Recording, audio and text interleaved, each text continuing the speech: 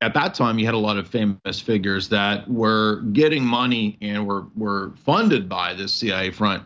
Doesn't mean that people like Jackson Pollock, Andy Warhol, doesn't mean that Jackson Pollock and Andy Warhol were secret CIA agents. They don't have to know who's funding their artworks or what the cutout is that's really pushing a lot of this. And it wasn't just abstract and degenerate art. It was also classical symphonies, anything that would project the ideas of Western civilization. But the problem is that they started, as I said, experimenting with pushing postmodern art and really wild abstract art, and the idea that there's no order, symmetry, boundaries. It's absolute and unbounded freedom. And ironically, even Ayn Rand, of all people, had a really interesting critique of this, which you might think, well, Ayn Rand's kind of a classic libertarian-minded person. Wouldn't she support this against the Soviet approach? Well, even she realized in her book on aesthetic theory, which I actually recommend, it's really good. She has all the same critiques that you just heard me make. She talks about how aesthetic theory, for example, can't be divorced from order, harmony, symmetry, principles of geometry, right? You can't remove those from the arts. For example, music, right? If music doesn't follow certain orders and patterns, right, it becomes cacophonous, it becomes noise. But that's exactly what happens to music over the decades after after the Cultural Revolution. Music becomes more and more degraded, more and more noise, more and more cacophony, and more based around social engineering and programming, right? It's debased, and it's debased on purpose. And this is what so many people have a hard time understanding. They can't figure out. They think that this is too conspiratorial, even though it's in all of these books. It's not even up for debate. Oh, and they're referencing the character of Marina Abramovich and how her artistic skills apparently prepare her to be an ambassador. But I think this suggests something that I think really vindicates what we've been talking about for a long time, which is that, the arts aren't really separate, unfortunately, from the deep state or from the super state. The arts have always been a tool for the power structure, for the regime, for geopolitics, even to push a form of what we call soft power. And this is probably one of the greatest examples of modern history I could think of. I mean, next to this would be the 60s counterculture. And even before the 60s counterculture, we had, for example, when we covered the Johan Ratiu book on the Milner and Fabian history, their collusion together between the Milner circle and the Fabian socialists to utilize the arts. Even in the 1890s, they were using and pioneering the idea of brutality, even bestiality, and all kinds of bizarre things in the arts to push in the culture of Britain at that time, in the late 1890s, as a way to social engineer, to change the existing culture. It's a kind of aesthetic warfare, they call it, to brutalize the public through really bizarre and you could argue even demonic forms of so-called art. It's not really art, because art and aesthetics is just a fancy philosophy term for the theory of art, the philosophy of art. What is the good? What is the beautiful? Goes back to the ancient Greek philosophers. And in classic and medieval aesthetic theory, at least in Western philosophy, medieval philosophy, the idea is that you would have order, harmony, proportion, symmetry. Those would all be necessary to something beautiful, a great symphony, a statue, a carving, a cathedral, right? These would all be manifestations of these principles of the arts. And the weaponization of art, which really started, as we said, with the Fabian socialists in the 1890s, and then picked up in the you could even argue in the 1930s, 20s, and 30s, in the German expressionist movement, where they began to really experiment with a lot of the satanic in the arts openly. Expressionist film was very involved in this, especially in Germany in the 1920s. Then we get the later manifestations in Hollywood in the 60s. You could argue even before that, perhaps. But we have in the counterculture this movement that a lot of people don't know about, which is called the Congress for Cultural Freedom. And this was a CIA front now admitted across many academic texts, including Francis Stoner Saunders' book about the Cultural Cold War. There's a whole chapter on it in the classic book on Operation Mockingbird, The Mighty Wurlitzer, how the CIA played America. And this, of course, deals with people like Frank Wisner. It deals with Alan Dulles, and it deals with people like Cord Meyer, people that tie into a lot of the black ops, the drug running that we know about through Operation Gladio, for example. But in the Mighty Wurlitzer, we have sections where people were recruited to be the CIA's face of the arts. And the idea, the argumentation, the logic here was, well, we had to combat Soviet realism in the arts.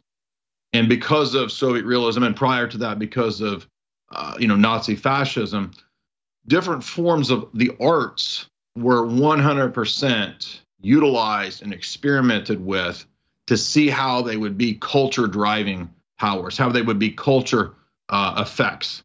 And this goes on a global scale, even to the point where French deconstructionists, poets, weirdos, French Jesuits are included in this, Derrida, these kinds of people. This is all public record, right, as part of the Congress for Cultural Freedom, as well as other operations going on.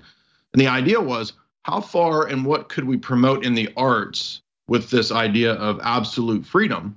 And that would then give us a wedge culturally as a form of soft power against the Soviet approach, again, which is focused on Soviet cosmism, Soviet realism, all these kinds of artistic movements in Eurasia.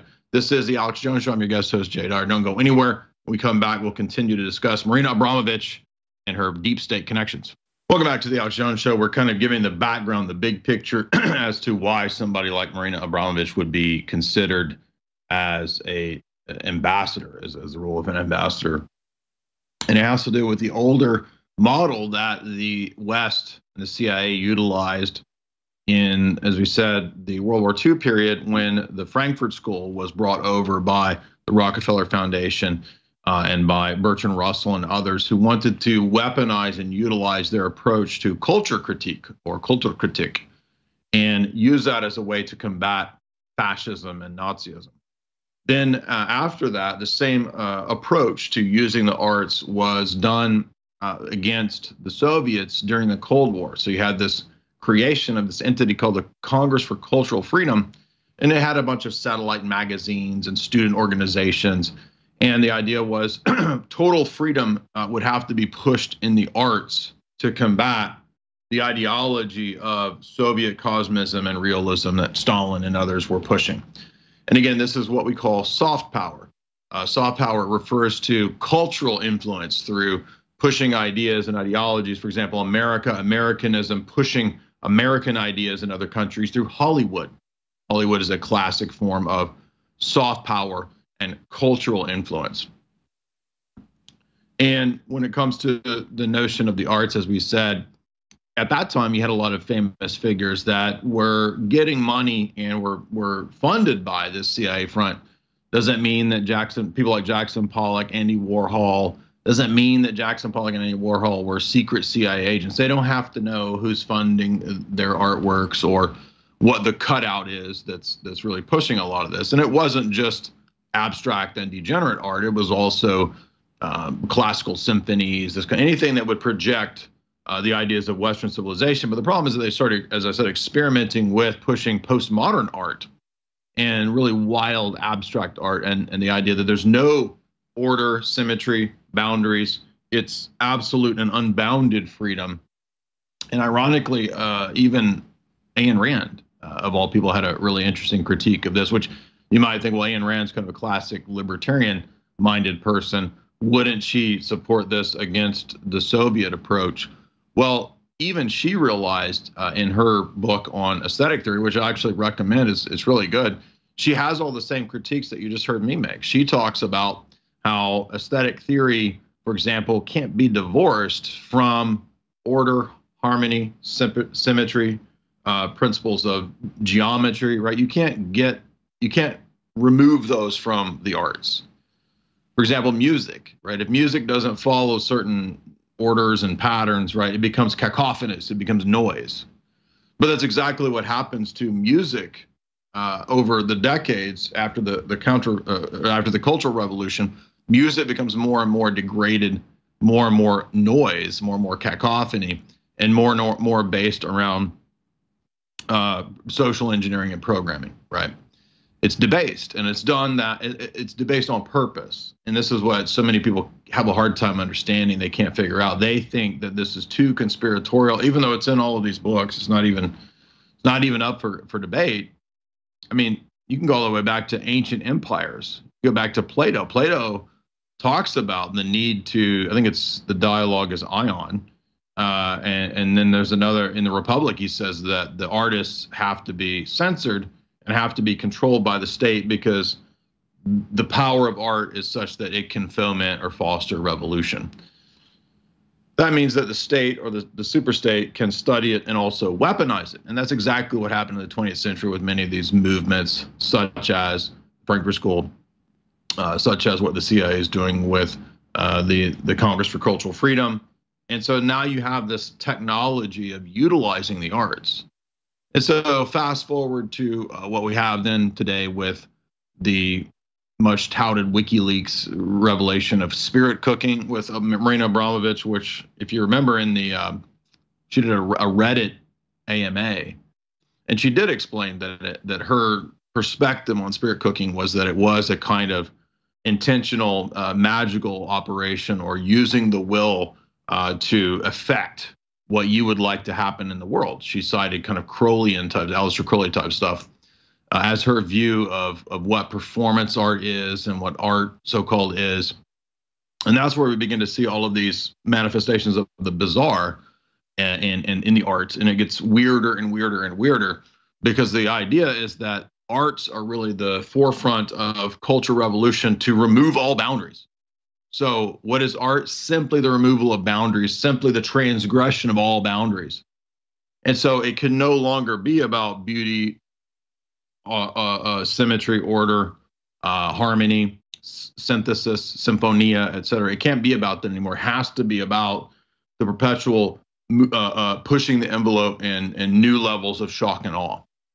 And so this means then that there is no such thing as art.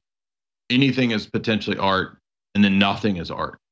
And so it really just becomes this front, I guess you could say, because this is why, by the way, a lot of the art world, the high art world, is famously known to be a vehicle for a bunch of money laundering. You have drawings of garbage, pieces of trash, bananas taped to a wall that sells for $1 million, right? Well, that's just quite obviously a way to avoid taxes and this kind of stuff. And pretty much there's famous documentaries on Netflix that have delved into this for years. So it's very well known that the art world is a front, the high art world is a front for this kind of stuff. But it's not just that. When we get into a lot of these famous artists like this that are operating at an international level, like Marina Abramovich, I mean, she's kind of had this stepping into the statecraft geopolitical world for many years as well. If I recall, she had some previous connection to traveling under the State Department's purview or something like this. I don't remember exactly all the details, but I think that came out a couple of years ago. So it's not surprising that she would be tasked with a job or a role like this, because she not only is a kind of a culture driver, as you can see, she hangs out with the biggest celebrities in the world, and so that's also very useful for for spy work. Now, I don't know that she's a spy for sure. I'm just saying that you can see that the usefulness of a position like this to intelligence agencies, it ties into what we talked about for so long on my channel in terms of famous celebrities recruited into intelligence agencies and spy work. Again, I don't know that Marina Abramovich is, quote, a spy, but again, she doesn't have to be recruited into working at some high level of a government type of position. And that's what we see now. Now this is literally coming out, she's actually being picked for these kinds of roles. And it's nothing new. If you remember, and if you go to my channel on YouTube, I did a video of Hollywood spies, famous people in the history of Hollywood who were recruited into doing just this kind of work. And it's all well documented in public, verifiable history texts. not conspiracy books, just public history. For example, we think of the most famous Norwegian actress during World War II. Her name was Sonja Vigert. There's a movie called Spy on Amazon. I recommend going and watching it, because what you'll notice is that the most famous actress was actually recruited by her government into having to spy. They more or less forced her into this. She had to sleep with the Nazi high command to be a kind of sex operative or a honey trap. And she didn't have any choice about it, because they said, if you don't, your dad remains in jail. We're going to keep him in jail until you do this. And again, I highly recommend go watch the movie Spy on Amazon with the story of Sonja Vigert. It's a really well done foreign film.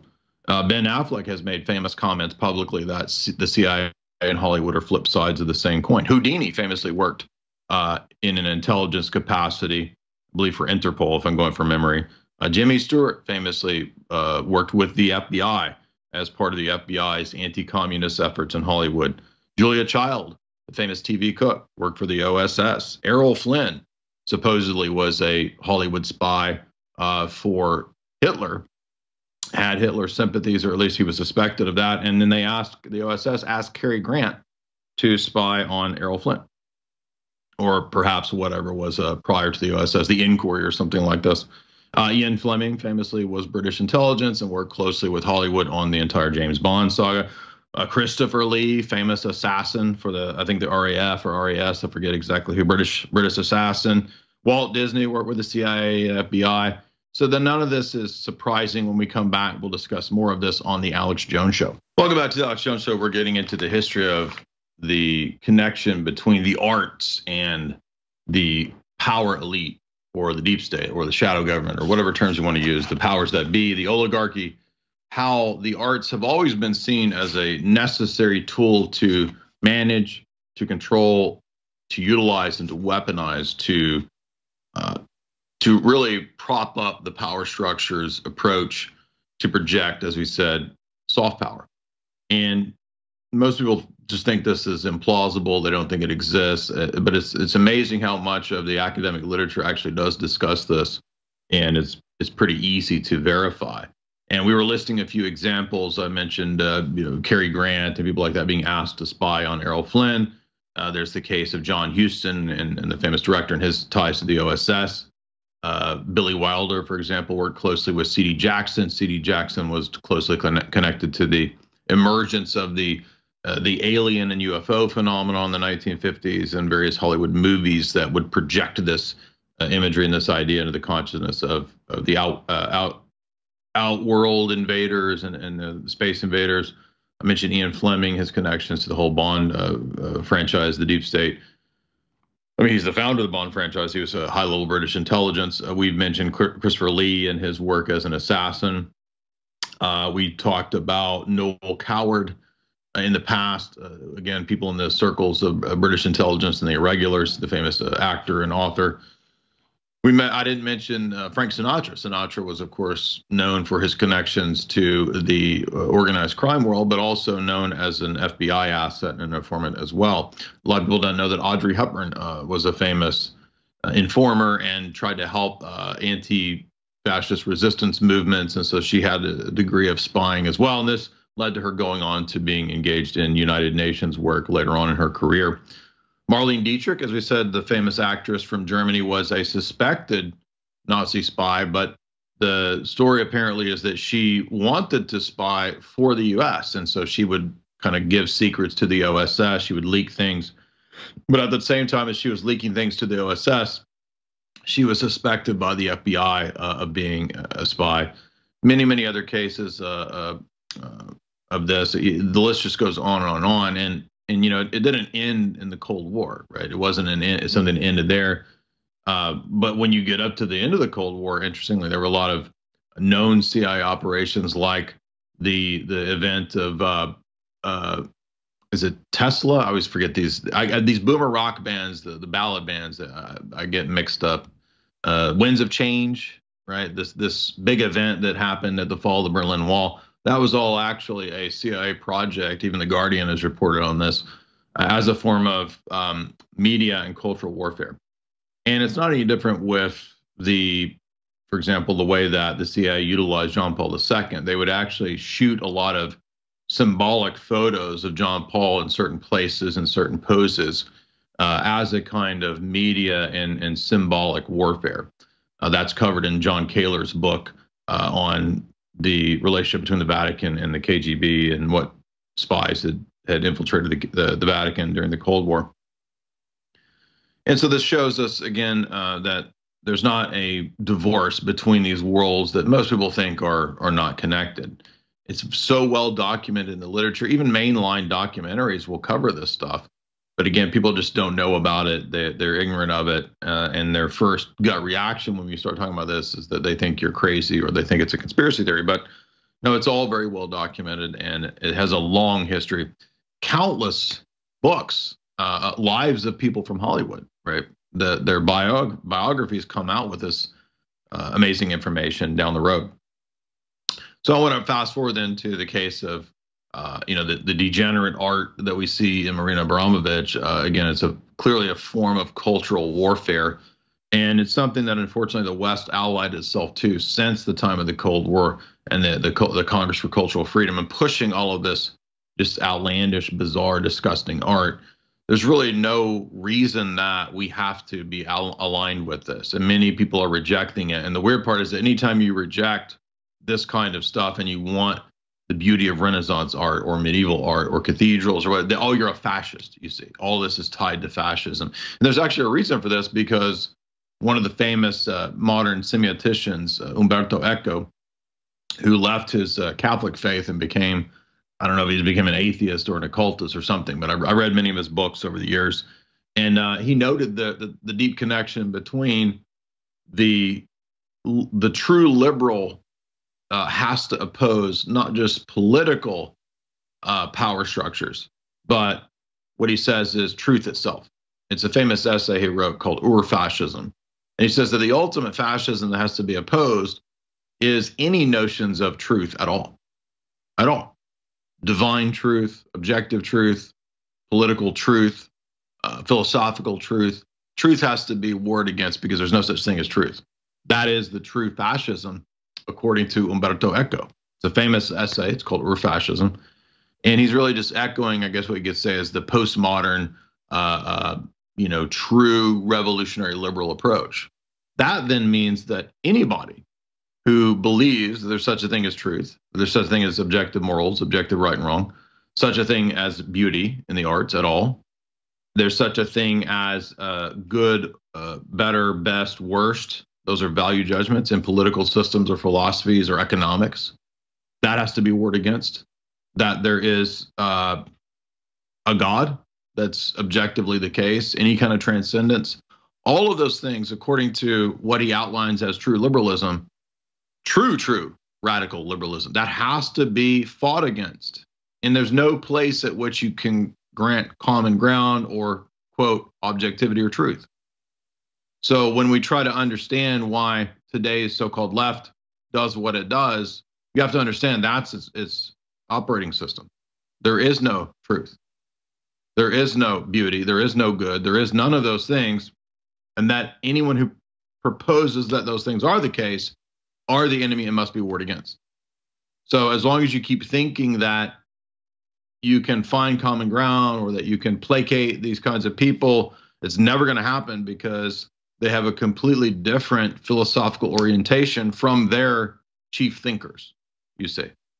And so many people in the so-called conservative right-wing world, they're completely idiots and they don't understand what they're up against, and they continually lose because they keep trying to fight their battles on the same plane as their opponents. They keep assuming common ground. They keep assuming that they're going to operate on the principles of honor and honesty and freedom and truth and dignity. And they don't believe that. Those things don't exist, you see.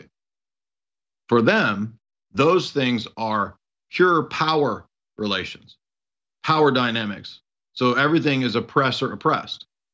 There's no such thing as logic. Logic is a tool that the power structure, whether economic or establishment or whatever, political, it's just used. That's a tool that's used. It's not something that's objectively the case. It's a tool that you use to browbeat and destroy people. So this is the real motivation of cancel culture.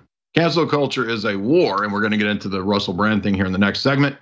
Cancel culture is a war predicated on pure power dynamics, which is ironic because that's almost Nietzschean, which you would think is against the leftist position, but no, actually many of them are pure pragmatic power political people. Everything is oppressor, oppressed, master-slave dynamics. It's ultimately Nietzschean in its motivations. And that's why Nietzscheanism and postmodernism have quite a bit in common. This is the Alex Jones Show. Don't go anywhere. My guest host, Jay Dyer. Welcome back to the Alex Jones Show. I'm your guest host, Jay Dyer of Jay's Analysis. We are breaking down the long history of the connection and collusion between shadow governments, power structures, empires, and the arts, and how this ties into culture war, culture critique, and soft power.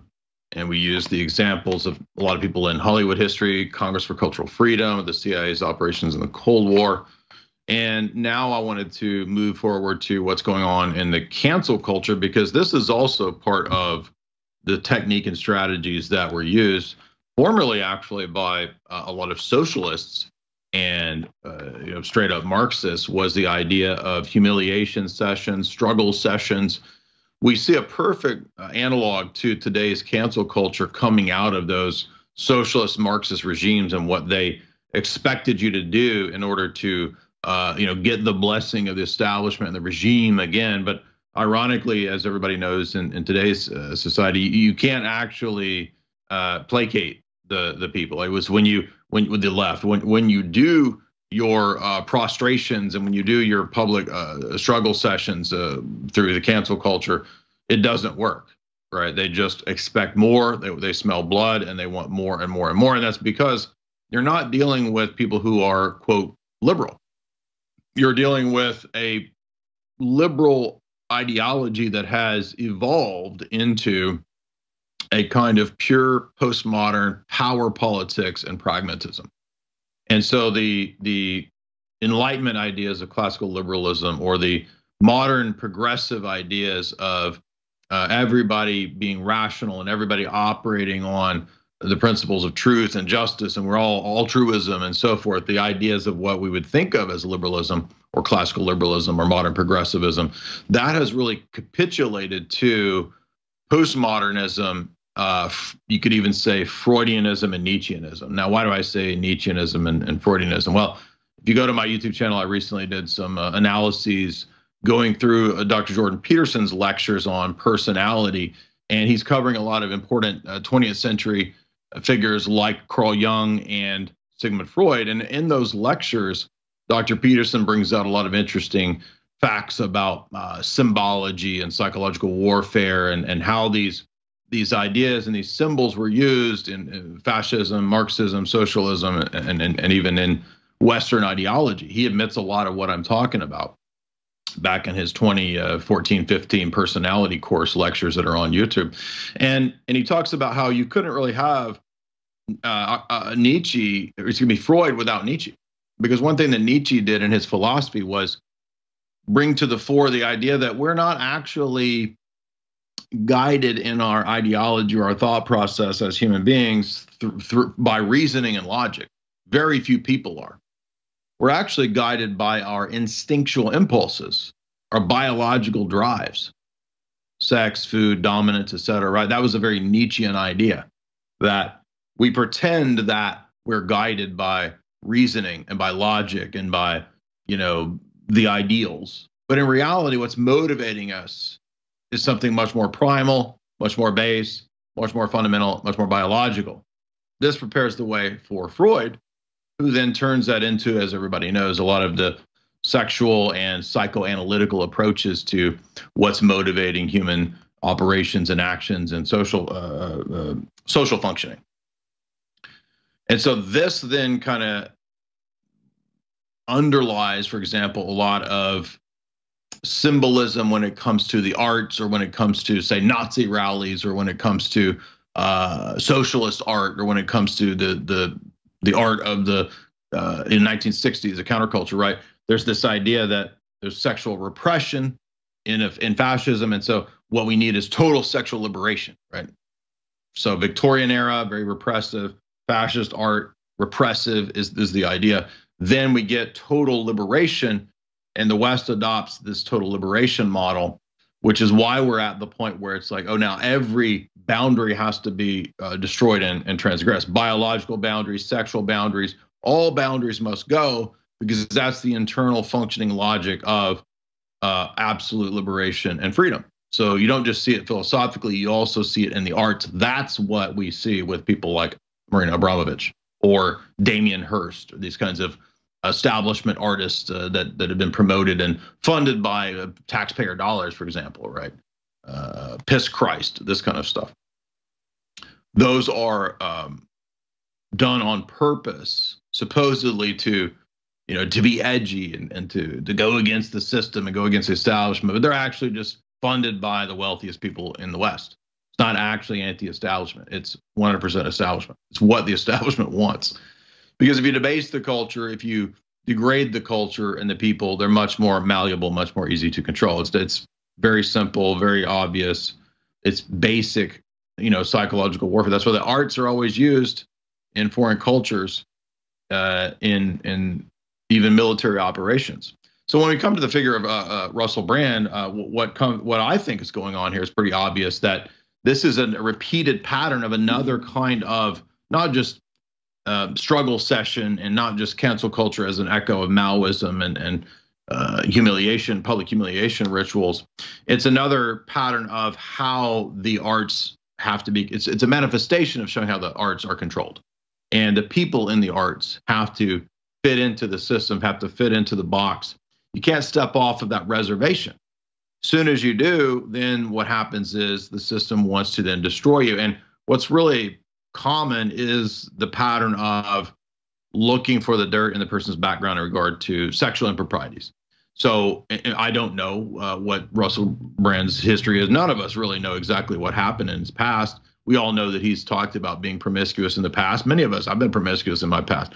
People will then look for, oh, well, then where was the person that he maybe raped? And then let's concoct a rape story. Again, maybe that, I don't know. We don't know the background. But the point is that it's not an accident that in every prominent person who comes on the scene, there is the immediate looking for, what did he do in his background that we can use to destroy the person? And then people always reply by saying, yeah, but you're saying then that he's a hero. Well, I don't know. No, I'm just making the point that when Julian Assange came out with his stuff, he's immediately involved in a sexual entrapment operation. When, most recently we had this woman that claimed that Trump accosted her decades ago in a dressing room. No witnesses, just her word. And then she basically discredits herself when she says wild stuff to Anderson Cooper. Johnny Depp, right? The story, oh, Amber Heard is abused. No, it turns out Johnny Depp's vindicated in that case, right? And so people are starting to figure out that the traction of believe all women doesn't work, and it's not actually coherent. It's not true. You can't just believe all women. Doesn't mean that there aren't people that there aren't women that are, well, certainly women are abused. Certainly these things happen, but it's not the case that you just believe all women. That's ridiculous. Women, for example, ever since feminism, have demanded responsibility and rights that they perceive to not have before the rise of feminism. And so now, with all of those rights and with those responsibilities, we're seeing that, no, actually, they still want to not have rights and responsibilities for their actions, and they want to always be considered victim and always be considered correct. But again, this is just evolving into actually victim, oppressor, oppressed dynamics. Everyone's a victim, and it's actually been shown in psychological papers. The recent paper on the dark triad traits and virtuous victimhood status, a very famous paper that's going around on the internet and psychology circles. It's actually showing that very cunning and Machiavellian manipulative people are figuring out that in a society based around supposed egalitarian and equalitarian values, you can actually get ahead by claiming and constantly portraying yourself as a victim, even when it's completely not true. And what that's actually lying, and it's actually a disservice to real victims, you see. But people are figuring out that this is actually a technique to destroy people and to get ahead, they think. So this is also a big motivation in the cancel culture. And it shows that it's not just struggle session and control. It's actually a Machiavellian psychopathic technique to try to destroy people by which those people think that they will get ahead. That's proven in the psychology paper that I just mentioned. Everybody should go read that paper. It's a fascinating paper that is an insight into how our society functions. This is Alex Jones Show. Don't go anywhere. This is Jay Dyer. Welcome back to the Alex Jones Show. I'm your guest host, Jay Dyer of Jay's Analysis. We were talking about the intimate connections between the arts and the power elite. And this is a well-known, I guess you could say, a secret for millennia, that the arts project and they reflect the spirit, the soul of a people. And so you can degrade the arts, then you can also degrade and essentially control, debase a society as well. And so when we have a lot of what's being pushed in the public sphere, a lot of people think, well, this is just it's just sort of it's random, it's organic, it's just happening. There's no overriding connection. There's no real reason why Piss Christ or Damien Hirst or Marina Abramovich's art is lifted up and hailed to be, the preeminent great art of our time. But in reality, we see that there's a long history of this connection, and that it is part of social engineering and social societal control. And also, when we come to the cancellation of people from the world of the arts, this also has to do with them stepping outside of the reservation and what they're allowed or supposed to say. So in the case of Russell Brand, for example, he fits into the pattern of many people who, as soon as they really go off the reservation of establishment arts or establishment politics or establishment party politics or whatever, social commentary, then comes suddenly all the skeletons in the closet, the dirt. So again, it doesn't mean that the person didn't do things in their past. I don't know, and I don't have it. I mean, I thought Russell Brand's been saying a lot of good stuff lately in the past couple of years, and so whatever the people's motivations are, I'm happy that people are saying true things. People are coming out. That's great. So we shouldn't, I think, jump on the bandwagon of assuming that everybody who leaves the establishment or starts saying true things is a phony or a COINTEL or a shill. We don't know that. There's no point really in endless speculations about people's motives anyway, because you're never going to know ultimately people's motives. How can you judge everybody's motives from behind a computer screen or on mass media? You can't. So we're not privy to, we don't have access to people's motives. There's not really any point in trying to judge people's motives. Look to the fruit of the works, right? Look to what's happening. And it kind of, again, echoes a lot of prominent people. Remember Kavanaugh? Everybody's already forgotten Kavanaugh. I don't have any opinions on Kavanaugh per se, but as soon as he was proposed by Trump, out comes all these rape stories. Why? And it's always way past years later. People say, oh well, they didn't have a chance to come out. Well, why didn't they go to the police at the time, right? Why are they contracting out the investigations to news organizations? Why aren't the police involved, right? Isn't that who you would go to if you were really raped? I mean, wouldn't you go the next day? That's what I think what you would do. But really, again, it's a tool. It's a card that the system can play, and they will really just try to find anything in anybody's past if you rise to any level of prominence. And after a while, I think if you've seen this so many times, it doesn't really have much effect. I think to people who are becoming wise to this, it's almost like, okay, you just expect it, right? And it fits perfectly into a society where now women are the majority of voters, as I understand, where there's the idea of a nanny state that will prioritize security and safety, supposedly, over liberty and freedom. So we're actually getting the flipping over into, now that we've been turned degenerate, we've been debased. Now the society has been effectually feminized and castrated.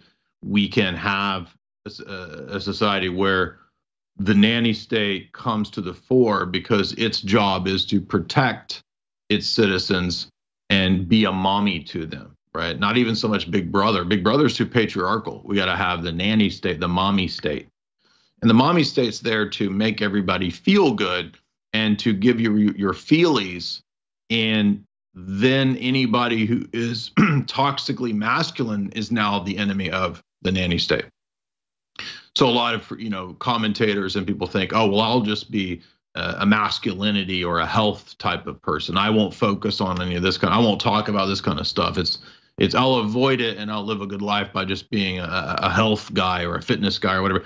No. Toxic masculinity, they're now saying, is right-wing supremacy, right? It's a right-wing extremist. If you go to the gym, you're a right-wing extremist. If you want organic food, right-wing extremist. That's by design. It's not accidental, you see. But again, notice how the narratives they keep collapsing with each of the people. So whether it's Johnny Depp and Amber Heard, right? That narrative collapsed. Johnny Depp ended up vindicated.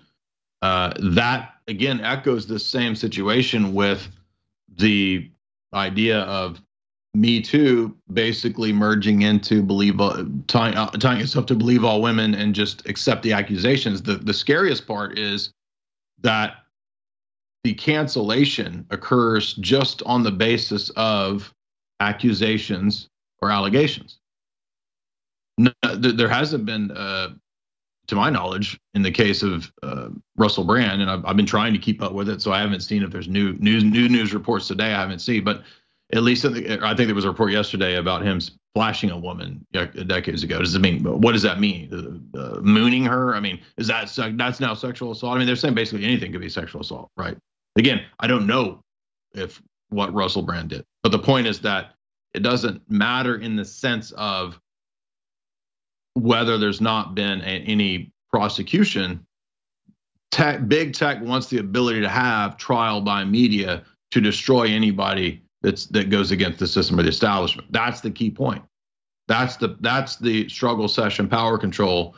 And by the way, I think Max Blumenthal had a great point, which was that the system does not actually obviously care about women and women being raped. If they actually cared about women and women, getting raped or something like this in a handful of cases, which is bad if it happened, then but we're supposed to believe that no, the system does care about women, even though millions of women have been murdered and killed by the Bush and Obama regime in the past few decades. Oh, but they care about a handful of cases, right? The British government as well, of women allegedly raped in the case of this or that famous person, right? So a handful of cases, it's international news. Millions of people being killed on the basis of illegal and unjustifiable wars.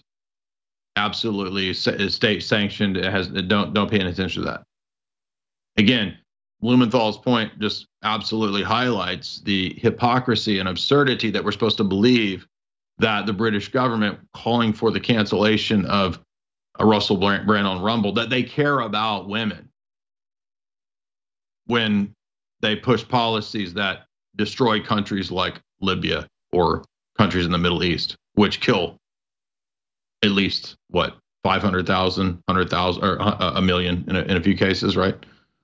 Oh, well, those people, that's okay because it was ultimately for women's rights. I mean, who believes this, right? Are we destroying these countries for women's rights? No, it's for all kinds of imperialist and corporate reasons, obviously, but it's also to establish in these countries